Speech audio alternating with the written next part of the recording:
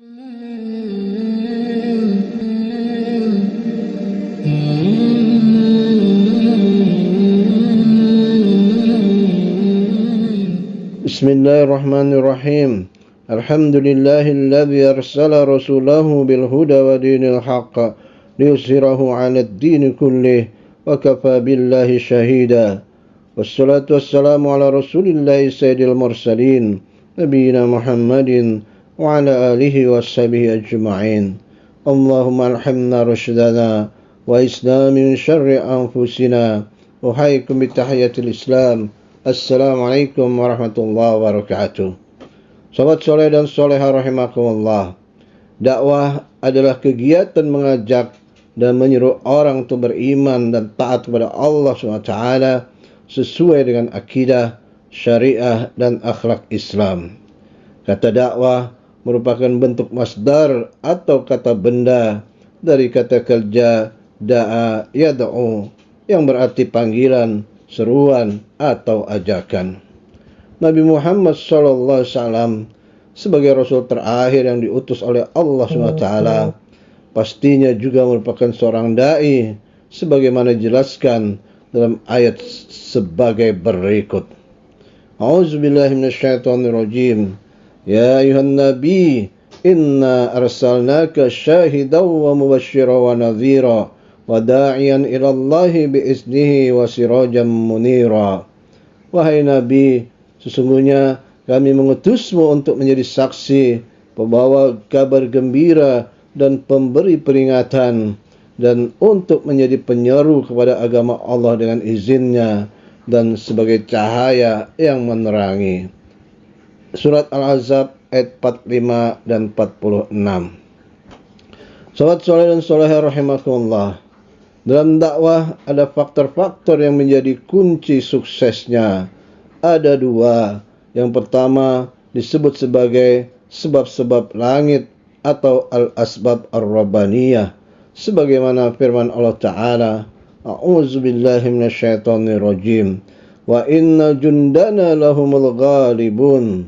Dan sesungguhnya bala tentara kami itulah yang pasti menang. Surat As-Saffat ayat 173. Namun asbab ini tidak datang ujuk-ujuk dari langit yang turun begitu saja.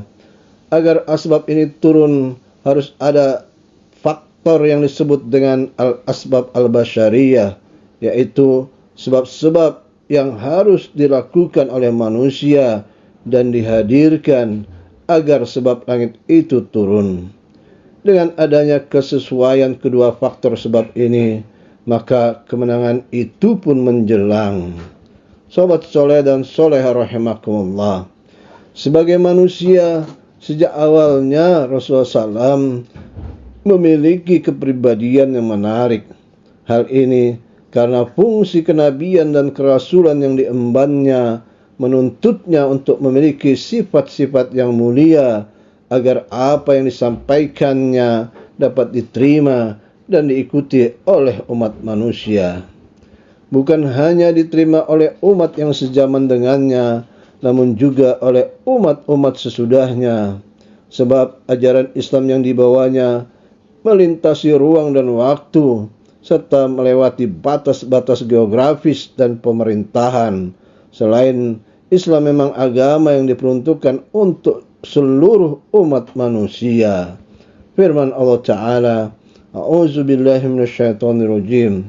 Wa ma arsalnaka illa kafatan linnasi basyiran wa nadhira walakin aktsaran nasi la ya'lamun. Dan kami tidak mengutus engkau ya Muhammad melainkan kepada semua umat manusia sebagai pembawa berita gembira dan sebagai pemberi peringatan, tetapi kebanyakan manusia tidak mengetahui. Al-Quran Surat Saba ayat 28. Sahabat soleh dan soleha rahimakumullah. Sebelum menjadi Nabi, Rasulullah SAW adalah sosok yang tidak mempunyai cacat atau aib sosial. Beliau tidak memiliki catatan buruk di kalangan masyarakatnya, bahkan dikenal dengan kemuliaan akhlaknya. Kemuliaan sifat-sifatnya menjadikan sebagai sosok yang menarik, memancar dari sifat-sifat yang mulia sebagai seorang yang sidik atau benar, dapat dipercaya atau amanah, orang yang cerdas atau fatonah, dan penyampai berita dari langit atau tabligh. Sahabat soleh dan soleha rahimakumullah, karakter sidik atau benar dalam diri Rasulullah SAW adalah benar dalam ucapan dan perbuatan. Kalau dalam bahasa Arabnya dikatakan sebagai orang yang muwafaqatul qawli bil amali. Apa yang dikatakan adalah perkataan-perkataan sesuai dengan wahyu dan bukan karena kepura-puraan untuk menipu umat manusia. Firman Allah Ta'ala, A'udzubillahi minasyaitonir rajim. Walau taqawwala 'alaina ba'dal aqawil la akhadna minhu bil yamin thumma laqata'na minhul watin. Dan sekiranya dia atau Muhammad mengada-adakan sebagian perkataan atas nama kami, pasti kami pegang dia pada tangan kanannya, kemudian kami potong pembuluh jantungnya. Surat Al-Haqqah ayat 44 sampai 46. Sahabat soleh dan soleha rahimakumullah, Nabi Muhammad SAW juga sosok yang amanah atau terpercaya. Hal ini sudah ditunjukkan jauh sebelum beliau diangkat sebagai Nabi dan Rasul hingga mendapat julukan sebagai Al-Amin atau orang yang terpercaya oleh kaumnya. Sifat ini menjadi daya tarik tersendiri bagi orang yang hatinya bersih untuk mendekat dan menerima seruannya. Contohnya adalah Abu Bakar As-Siddiq radhiyallahu anhu.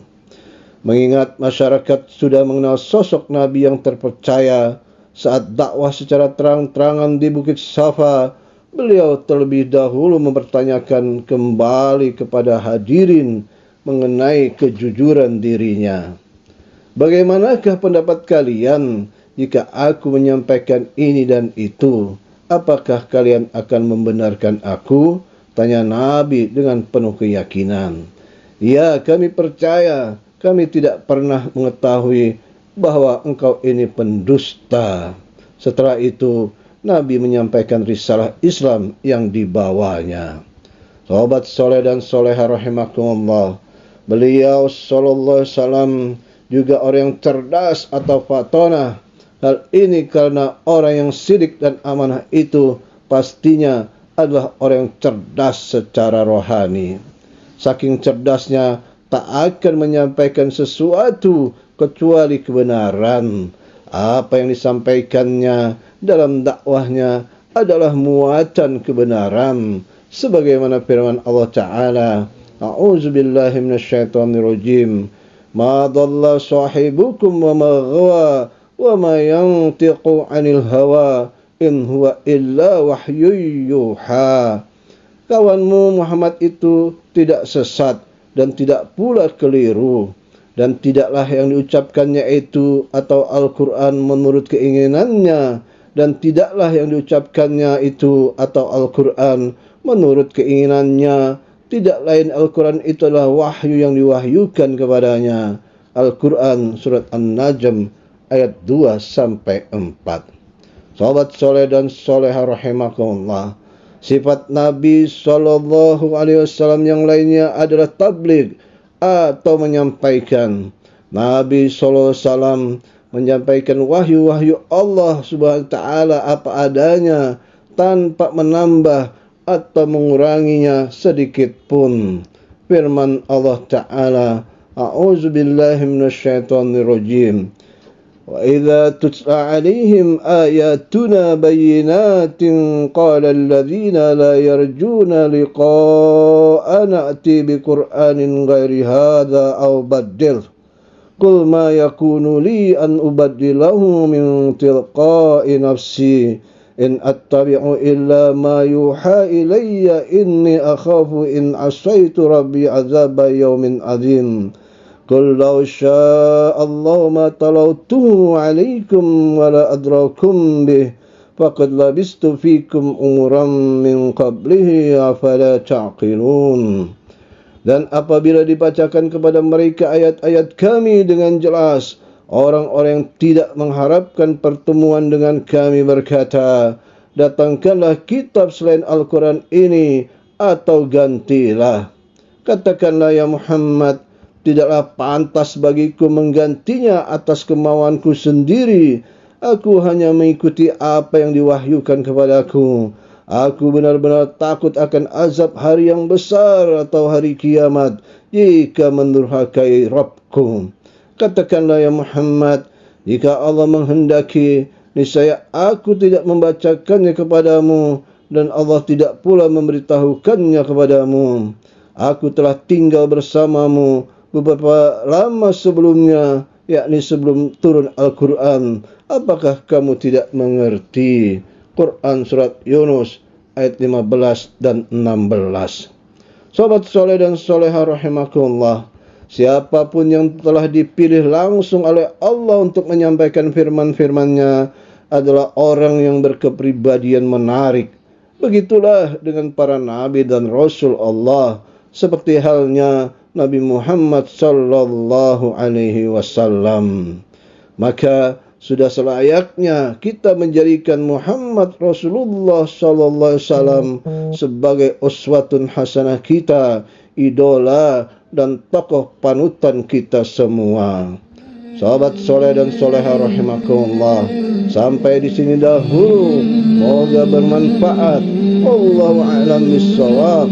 Subhanakallahumma wa bihamdika asyhadu an la ilaha illa anta astaghfiruka wa atubu ilaik.